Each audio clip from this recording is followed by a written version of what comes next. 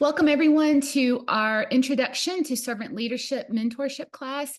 Today, our objective is to introduce the concept of servant leadership, to understand what leadership is and what it is not, and explore how servant leadership differs from traditional leadership roles. So today, our foundational verse is going to be Mark 10:45. Jesus says, "For even the Son of Man did not come to be served, but to serve, and to give his life as a ransom for many." So Jesus embodied servant leadership, humbly serving others and sacrificing himself for the greater good. So as leaders, we are called to follow his example. And that example is what? Unto death, right? So let's ask this question. What is leadership? So leadership is the ability to influence, guide, support, inspire a group toward a common goal. So it's not about authority, it's not about control, but rather inspiring and then empowering others to achieve their best potential. So guess what? It's not about you. So the essence, style, and attitude of servant leadership is also found in Philippians 2, verses 3-5. Do nothing out of selfish ambition or vain conceit, but in humility consider others better than yourselves. Each of you should look not only to your own interests, but also to the interests of others. Your attitude should be the same as that of Christ, who, being in the very nature of God, made himself nothing, taking the very nature of a servant. So, regardless of the mode of leading, the focus of servant leadership is on the growth, success, and welfare of the followers. The primary focus of a servant leader is on his or her followers rather than on self. So it is this singular characteristic which defines servant leadership. So let's talk about different kinds of leaders. Let's talk about what leadership is not, or in other words, toxic leadership. So the first one is the commanding authoritarian. So leadership is not about using power to dominate others. It's not about controlling or coercing people to do what you want. Okay, we've all had leaders who it was their way or the highway and you can get out. But that's not what servant leadership is about. And honestly, it doesn't achieve good goals. All right. The second type of toxic leadership is micromanagement. So the micromanager controls every aspect, doesn't allow any autonomous or any freedom of thought, creativity of thought. He or she has to control every aspect, every detail of what their team is doing. A servant leader should not feel the need to control every detail of what their team is doing. True leadership encourages autonomy. True leadership grows leaders. A third type of toxic leader is a self-centered leader. So leadership isn't about advancing your own agenda or using others for personal gain. Leaders serve the team, not the other way around. Leadership isn't about having a platform so that you can pour out everything that you know or use all of your talents. It's actually about identifying and pulling out the talents of others. Oftentimes, people will have a self-centered motive, and we talked about this in our live class, but we have to really identify why we want to lead, right? Often people will gravitate towards leadership positions because in their life, they have either felt like they weren't seen, they weren't heard, or they weren't valued. So gravitating towards leadership, suddenly they have a captive audience, and they can feel seen, heard, and valued. But that is not a good foundation for leadership because it's all me-centered, right? Another toxic leadership style is the lone decision maker. A leader isn't someone who must have all the answers or make all the decisions. In fact, it's better if they don't.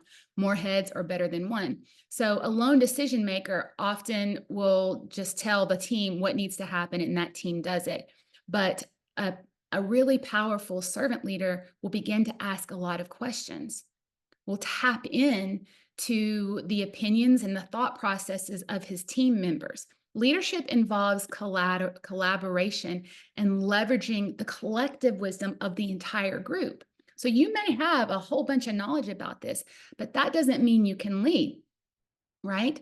Actually, a good leader will tap into the talents of others. Sometimes a good leader will find team members who are more knowledgeable than them and better than them so that the goal and the vision of the team can be achieved.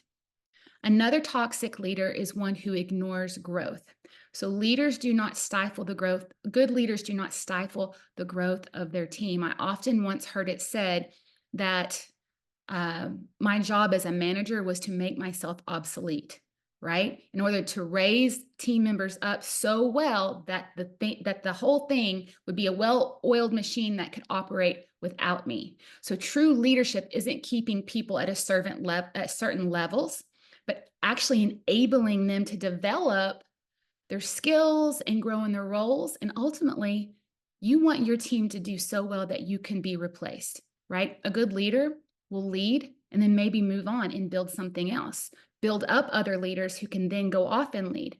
So that is another toxic leader. And I actually added another toxic leadership style based on a conversation we had in our live class. A passive leader.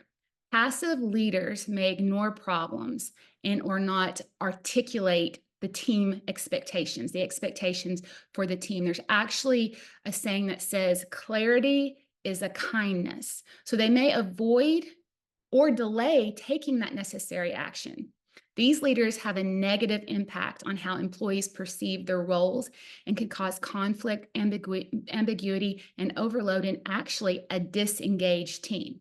If they think that their leader isn't going to make decisions or address the necessary issues, then they will disengage. If it's not important enough for the leader to deal with, then it's not important enough for me to deal with, and suddenly you have no one dealing with it. So passive leaders, maybe they're not confrontational, but they are as toxic as a controlling leader. So let's talk about now what leadership is, or true servant leadership. A true servant leader will have influence and inspiration.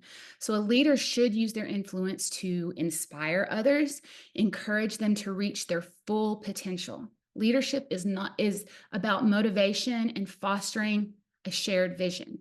Now, in our body, where does that vision come from? Well, hopefully from the true leader, the true head, Jesus.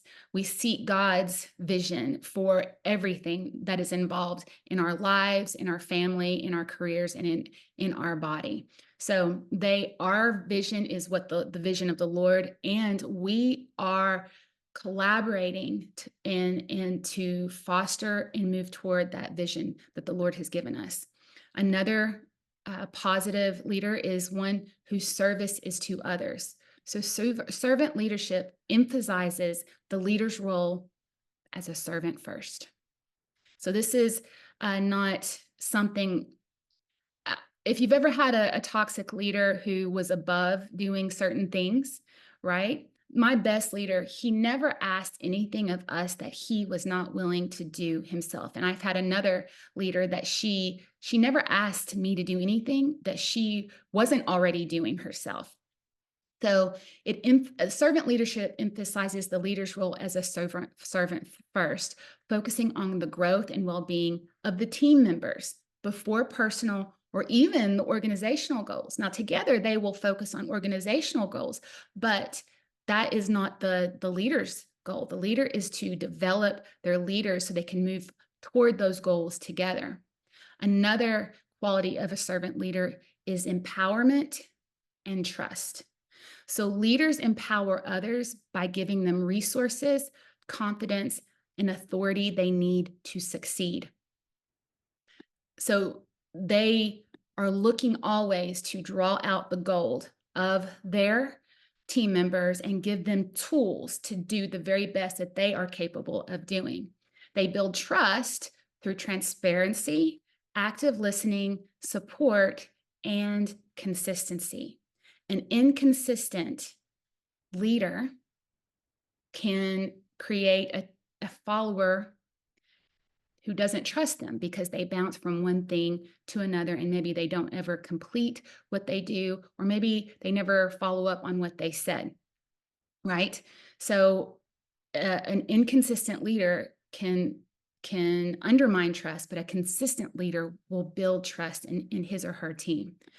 Another characteristic of a servant leader is one who facilitates growth. So, a true leader invests in the development of their team members, identifying strengths, identifying weaknesses, and facilitating personal and professional growth. And when they identify weaknesses, it's not to chastise, but actually to focus on those to strengthen and shore up those weak areas. We all have strengths, we all have weaknesses. So to capitalize on your team member strength and shore up those weaknesses to help that individual grow. Another key aspect of a servant leader is one who collaborates. So leadership thrives on cooperation and partnership. A leader involves their team in decision making. So they're not the only one making decisions. And sometimes maybe the team overrides what the leader would want to do, but he honors them and honors the cohesiveness of the group and may choose to go with the team's overall decision rather than his or her own. So it will create a shared sense of ownership in outcomes when the whole team is involved. If the leader asks everybody what they think and then does what he or she wants to do anyway, it won't create ownership. Oh, well, this is his or her thing. It's not our thing. And then another characteristic is humility and self-awareness. So leaders are humble and self-aware, recognizing their own limitations, right? That's why I sent a self-evaluation quiz, because it's so critical to know where your own weak areas are and to give yourself an honest evaluation of yourself. A lot of times we'll either evaluate ourselves way worse than we truly are, or we'll be overconfident in an area. But it's really important to take a hard look at what your strengths are and what your limitations are, and understand that leadership is about serving others, not seeking accolades, applause, or affirmation. And just like one of the toxic leaders was a passive leader, a positive attribute of a servant leader is an active leader. So active leadership seeks to involve team members in the challenges facing the group and gives them a role in solving these challenges. He or she sets goals, mentors their staff, and sets them loose to tackle the issues. Again, doesn't micromanage, right? So servant leadership, it's a completely different approach to just the world's traditional model of leadership. Servant leadership flips the traditional leadership model on its head. Instead of the team serving the leader's needs, the leader serves the team. The servant leader focuses on the growth, the well-being, and empowerment of those that they lead. So servant leadership is marked by empathy, understanding the feelings and the perspectives of the team, how they see things, because everybody sees things through a different lens. They have a commitment to growth, so a desire to see people develop and succeed beyond just their role, to step into new challenging roles, to stretch themselves. A servant leader actively listens. So in other words, they will actually ask more questions and they will listen more than they talk. They will actively listen to what the team members need and value their input. A true servant leadership is all about stewardship, taking responsibility for the team's well-being and development. I heard it once said that you can teach what you know, but you duplicate and reproduce what you are. So if there's dysfunction in your team, a leader has to look at themselves to see where that dysfunction was duplicated from them. Right? If you've been passive, you're going to have a disengaged. If you've been controlling, you're going to have a compliant but they're not going to be growing, right? So you have to take responsibility for the team's well-being and development. And a servant leader is all about building community. It's about fellowship, intimacy, creating a sense of belonging and collaboration. So I'm just going to ask a couple questions that I want you to contemplate. The first question is, I want you to think of a time when you experienced leadership that was more about command, control, than it was about collaboration. So think about that for a moment.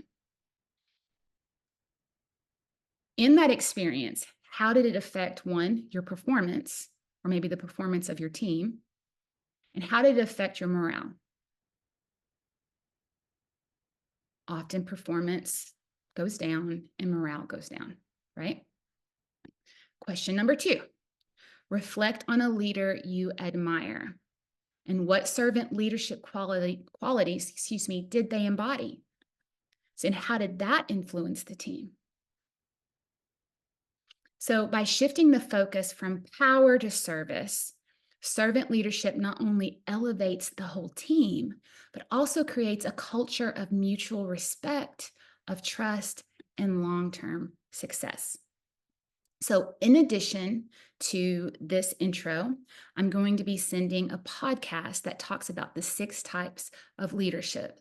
And it's really going to enforce this lesson and give you a little bit more. It's only about 20 minutes, and it's a fantastic Craig Rochelle podcast.